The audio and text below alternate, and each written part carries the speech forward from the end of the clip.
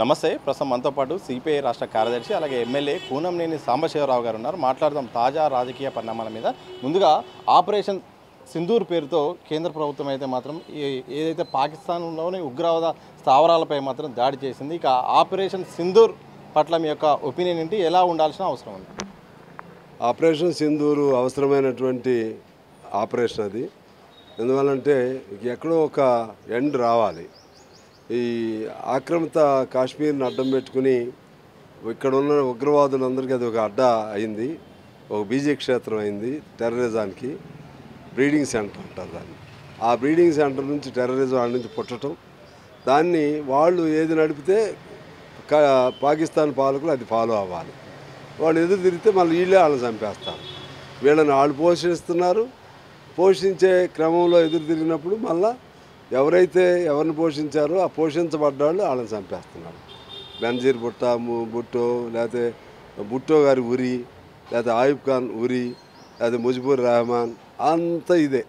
దానివల్ల ఏమవుతుందంటే ఆ దేశానికి క్షేమంగా లేదు, ఆ దేశానికి సుస్థిరత లేదు, అభివృద్ధి లేదు. మన భారతదేశం కూడా దాని పాలిటను పడి ఆ విధంగా ఉగ్రవాదానికి ఒక ఉగ్రవాదం నుంచి ఇంకో ఉగ్రవాదం పడుతున్నాయి. ఇప్పుడు ఇక్కడ కూడా రాజీవ్ గాంధీని కోల్పోయాం, మనం ఇందిరాగాంధీ గారిని కోల్పోయాం. అందుకని టెర్రరిజానికి మతము, ప్రాంతం, కులం అవి లేవు. ఎక్కడ టెర్రరిజం ఉన్నా సరే దాన్ని పూర్తిగా అణిచివేయాల్సినటువంటి బాధ్యత ఉంది. మేము సంపూర్ణంగా ఈ ఆపరేషన్ విజయవంతం కావాలి. కాశ్మీర్, ఆక్రమిత కాశ్మీర్కి ఎక్కడో చోట సమాధానం దొరకాలి. ఏ విధమైన సమాధానం ఎలా అనేది నేను చెప్పలేను, కానీ దాన్ని ఐక్యరాజ్య సమితి ద్వారానా ఇంకో పద్ధతుల్లోనా ఇక దానికి ఏదో ఒకటి ఫుల్ స్టాప్ పెట్టాలి. పాకిస్తాన్ కూడా దాన్ని టెర్రరిజాన్ని ఎంకరేజ్ చేస్తే పాలు పోసి పెంచితే పాము కాటుకు వాళ్ళే గురవుతారు. అది చేయొద్దు. ఎందుకంటే ఒకప్పుడు వాళ్ళు కూడా మన భారతదేశంలో భాగస్వాములే. వాళ్ళు కూడా బాగుండాలని కోరుకుంటాం, కానీ ఈ విధంగా చేసుకుంటూ పోతే నష్టం. సో మావోయిస్టులే టార్గెట్గా కేంద్ర బలగాలు అయితే కర్రెగుట్టల వేదికగా మొత్తం దాడులు చేస్తుంది. ఇప్పటికీ అందుతున్న సమాచారం ప్రకారం దాదాపు 20 మందికి పైగా మావోయిస్టులు మృతి చెందినప్పుడు కూడా అధికార వర్గాలు చెప్తున్నాయి. శాంతి చర్చల గురించి మీరు ప్రస్తావించినా ఎవరు ప్రస్తావించినా మాత్రం కేంద్ర బలగాలు అయితే ముందుకెళ్తున్నాయి. కేంద్ర ప్రభుత్వం కూడా రాజీకి రావట్లేదు. తాజాగా బండి సంజయ్ కూడా అసలు మీ చర్చలకు వెళ్ళేదే లేదు అని కూడా చెప్తున్నాయి. ఈ నేపథ్యంలో కగారు విషయంలో ఏం చెప్పదలుచుకోండి? కగారు సంబంధించి తక్షణం ఆపేయాలి ఆపరేషన్. శాంతి పీస్ టాక్స్కి ఖచ్చితంగా పిలవాలి. రెండోది ఇక్కడే ఇప్పుడు ఒకవైపు కాశ్మీర్ జరుగుతుంది, ఒకవైపు ఇది కర్రీగుట్ట జరుగుతుంది. అంటే రెండిట్లో మనం జాగ్రత్తగా ఆలోచన చేస్తే కాశ్మీర్ ఏమో వాళ్ళు మన దేశస్తులు కాదు, వాళ్ళు ఉగ్రవాదులు. వాళ్ళపైన నువ్వు ఏ చర్య తీసుకుని మేము సపోర్ట్ ఇస్తున్నాం. ఇక్కడ నువ్వు చేస్తుంది ఎవరిపైన? మన ఇండియన్స్.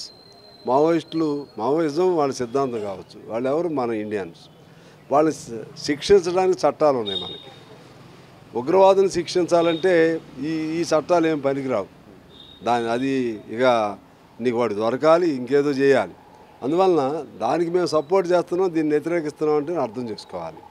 అందువలన దీన్ని ఈ మారణ కారణని తక్షణం ఆపాలి. శాంతి చర్చలకు పిలవాలి.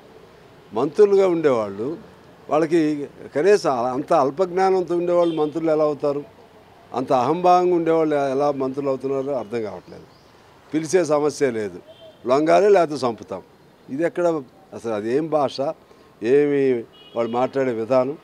వీళ్ళు ఈ దేశంలో ప్రశాంతత కంటే కూడా ఏదో పేరుతో అలజడి ఉండాలనేది బీజేపీ లక్ష్యంగా కనపడుతుంది. బండి లక్ష్యం, ఆయన సంజయ్ లాంటి వాళ్ళ లక్ష్యంగా కనపడుతుంది. అందువలన పాలకులుగా ఉండేవాళ్ళు జాగ్రత్తగా ఉండాలి. దాని మాత్రం తక్షణం శాంతి చర్చలకి పిలవాల్సిన అవసరం ఉంది. మావోయిస్టులు కూడా ఈ దేశంలోని పౌరులే, ఈ దేశస్తులే. వాళ్ళు ఏదైనా తప్పు చేస్తే చట్టాలు ఉన్నాయి, చట్ట ప్రకారంగా నువ్వు ప్రొసీడ్ అవ్వు. సీఎం రేవంత్ రెడ్డి మాట్లాడిన మాటలు బీఆర్ఎస్ కానీ బీజేపీ ఖండిస్తుందంటే అప్పుల పరిస్థితి కానీ ఆర్థిక సంక్షోభంలో ఉంది, ఈ టైంలో ఉద్యోగులు సహకరించాలని చేసిన వ్యాఖ్యలు అయితే తప్పుపడుతున్నారు. సీఎం మాటల బట్టి చూస్తే మీకు ఏమర్థమైంది? ఏం చెప్పదలుచుకున్నాయి అన్నమాట? ఇప్పుడు దీనిలో సీఎం ఆవేదనతో ఏమీ చేయలేని ఆవేశంతో చెప్పినట్టుగా అనిపిస్తుంది తప్పితే ఉన్న వాస్తవ పరిస్థితి అయితే అదే. నేను ఏమడుగుతున్నానంటే అసలు ఈ అప్పులు ఎవరు చేశారు? బీజేపీ, బీఆర్ఎస్ఆ కాదా? సమాధానం చెప్పాలి. 60,000 కోట్లు బకాయిలు, ఫీజు బకాయిలు కానీ కాంట్రాక్ట్కి ఇచ్చే బకాయిలు కానీ మీ కాలంలోయా ఇప్పుడుయా వాళ్ళు సమాధానం చెప్పాలి. అదేవిధంగా ఉద్యోగస్తులకి 1వ తారీఖు జీతాలు ఇవ్వని మాట వాస్తవమా కాదా సమాధానం చెప్పాలి. అలాగే చిన్న చిన్న ఉద్యోగస్తులకి 6 నెలలు 7 నెలలు ఇవ్వని మాట వాస్తవమా కాదా సమాధానం చెప్పాలి. ఆర్టీసీ ఉద్యోగులు లాంటి వాళ్ళకి డిఏలు ఇవ్వని మాట వాస్తవమా కాదా మీరు సమాధానం చెప్పాలి. ప్రభుత్వ ఉద్యోగస్తులకి డిఏలు ఇవ్వని మాట మీ కాలంలో కాదా అవునా మీరు సమాధానం చెప్పాలి. ఫస్ట్ ఇలా చెప్పుకుంటూ పోతే పార్టీ ఫిరాయింపులు ఉన్నాయి. పార్టీ ఫిరాయింపులు మీకో చట్టం ఇంకోటికో చట్టమా? మొత్తం అందరిని మింగేస్తారు మీరు. మాకున్న ఏకైక ఎమ్మెల్యేని కూడా మీరు లాగేసుకుంటారు. మీరు ఇవాళ ఫిరాయింపుల గురించి చెప్తారు. సరే కోర్టుకు వెళితే అది ఏం చేస్తుందో అది వేరు. ఫిరాయింపులు మేమేం ఎంకరేజ్ చేయట్లేదు. మేమేమంటామంటే ఫిరాయింపుల చట్టం పూర్తిగా ఎంతమంది సంఖ్య మారినా సరే రద్దు కావాలి, అది మేము అడుగుతున్నాం. ఇది జరుగుతున్న పరిణామం. ఈ నేపథ్యం ఇవాళ రాష్ట్రం ఆర్థికంగా ఎప్పుడూ లేనంత సంక్షోభంలో అయితే ఉన్నమాట వాస్తవం. అయితే రేవంత్ రెడ్డి గారు చేయాల్సింది ఏంటి? అసహనం అవసరం ఉండదు ఇప్పుడు, ఎందుకంటే ఆయన ముఖ్యమంత్రి. ఆవేదన ఉండొచ్చు. ఆనాడు పివి నరసింహారావు ఈ స్థితిలోనే మన్మోహన్ సింగ్ లాంటి వాళ్ళ సహకారం తీసుకున్నాడు. ఇప్పుడు మన ముఖ్యమంత్రి గారు కూడా వాళ్ళని పిలవాలి. ఇప్పుడు ఏదో ముగ్గురుతో కమిటీ చేశారు. నిన్న ఆర్టీసీది మేము కూడా పాల్గొన్నాం. కొంచెం సంధానకర్తగా నేను కూడా 2 అంశాలు పరిగణలో తీసుకుని వాళ్ళకు కూడా కొంచెం సమయం ఇచ్చినట్టు ఉంటుంది గవర్నమెంట్కి. కొన్ని సమస్యలు ఈలోపు పరిష్కారం చేయమని అడిగాం. అందువల్ల నేనేమంటున్నానంటే ఉద్యోగ సంఘాలను పిలుచుకోవాలి. సమ్మె అనేది జన్మ హక్కు, చట్టపరిధిగా మనకు లభించిన హక్కు. సమ్మె చేస్తాం అంటారు, అన్నంత మాత్రాన మనం దాన్ని ఆవేశపడవద్దని నేను ముఖ్యమంత్రి గారికి విజ్ఞప్తి చేస్తాను. సమ్మె చేస్తా ఉన్నప్పుడు వాళ్ళని పిలిచి వాళ్ళ బాధలు ఏంటో మాట్లాడండి. కొన్ని ఫైనాన్షియల్లీ ఇబ్బందులు లేనటువంటి అంశాలు కొన్ని ఉంటాయి. ఫైనాన్షియల్ ప్రాబ్లమ్స్ భారం పడనటువంటివి ఉంటాయి. అటువంటి పరిష్కారం చేయండి. మిగిలినవి ఎలా చేయాలి దానికి ఆర్థిక శాస్త్రజ్ఞులు ఉంటారు, సలహా తీసుకోండి. స్లోగా నేను కూర్చుంటే చాలా ఆర్టీసీ గురించి నేను అడుగుతాను. ఆర్టీసీ ఒకవేళ ఉద్యోగుల సమ్మె అయితే మాత్రం అనుకున్న విధంగా జరగాలంటే ఈ రోజు నుండి అంటే మే 7వ తారీఖు నుండి అసలు సమ్మె పూర్తి స్థాయిలో రాష్ట్ర వ్యాప్త సమ్మె జరిగేది. మీరు ఇన్వాల్వ్ కావడం, మీతో పాటు ఆ జేఏసీ సంబంధించిన నాయకులను కూడా తీసుకెళ్లడం, చర్చలు జరపడం చివరి నిమిషంలో ఆగిపోయింది. అసలు ఏం చర్చలు ఎట్లా జరిగాయి, మీరు ఏ రకంగా మీరు సంధానకర్తలా వివరించి దీన్ని ఒక సద్దు మనగేలా చేశారు? ఇప్పుడు వీళ్ళు ఆర్టీసీ వాళ్ళు పెట్టిన చాలా డిమాండ్లు కూడా డిమాండ్ వైజ్గా పాయింట్ వైజ్గా మేము చర్చించాం. దానిలో ముఖ్యంగా కొత్త నియామకాలకు సంబంధించి నోటిఫికేషన్ విడుదల చేశారు. అది త్వరితగతిన చేయమన్నారు. ఆల్రెడీ నోటిఫికేషన్ విడుదల చేశారు. అదేవిధంగా కొన్ని డిఏలు ఇచ్చేశారు. ఇంకా ఇప్పుడు మళ్ళీ ఎప్పుడు ఆలస్యం కాకుండా ఇవ్వాలనేది 2వ అంశం. ఎలక్ట్రికల్ బస్సులకు సంబంధించి వీళ్ళు గవర్నమెంట్ కేంద్ర ప్రభుత్వానికి మేమే తీసుకుంటాం, ప్రైవేట్ వాళ్ళకి ఇవ్వద్దని కూడా రాసింది కూడా. అట్లా మేము అడిగినవన్నీ కూడా దాదాపు కొంత మేరకు.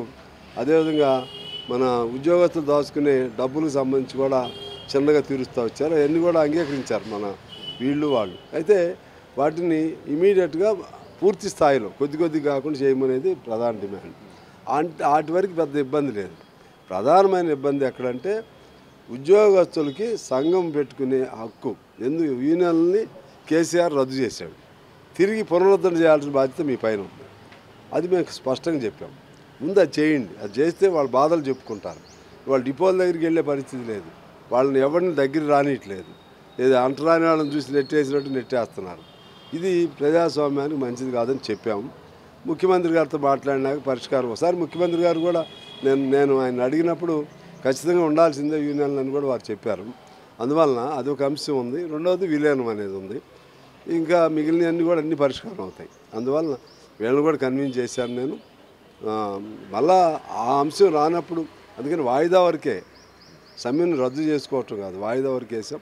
ఆ 2 అంశాలు రానప్పుడు మళ్ళీ మనం ఏం చేద్దాం దాని మీద ఆలోచన చేద్దామని చెప్పాం. మేము ఉద్యోగస్తుల తరపులవే, కార్మికుల తరపులవే.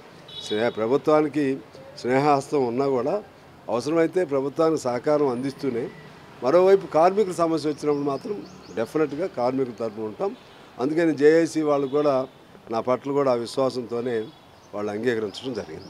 రైట్. Thank you sir. మొత్తానికి ఆపరేషన్ కగర్ అయితే ఆపాల్సిన అవసరం ఉంది. ఇప్పటికైనా శాంతి చర్చలకు కేంద్రం అయితే పిలవాల్సిన అవసరం ఉందని చెప్తారు. అలాగే ఆపరేషన్ సింధూర్ మాత్రం దీన్ని స్వాగతిస్తున్నాం. ఇప్పటికైనా పాకిస్తాన్ మన వైపు చూడాలంటే భయపడే పరిస్థితి రావని చెప్పారు. ఇక ఆర్థిక పరిస్థితి వాస్తవమే, రాష్ట్రంలో ఆర్థిక పరిస్థితి ఉన్నది. అది సీఎం మాటల్లో ఆవేదన కనిపిస్తుంది. కానీ ఉద్యోగ సంఘాలతో కూర్చొని మాట్లాడుకునే ఒక అవకాశం కల్పించాలి. మరోసారి యూనియన్లకు అవకాశం కల్పించాలని కూడా కూనంనేని గారు చెప్పిన సందర్భం అయితే కనిపిస్తుంది. కేరళ మసూదంతో సతీష్ దిశ టీవీ హైదరాబాద్.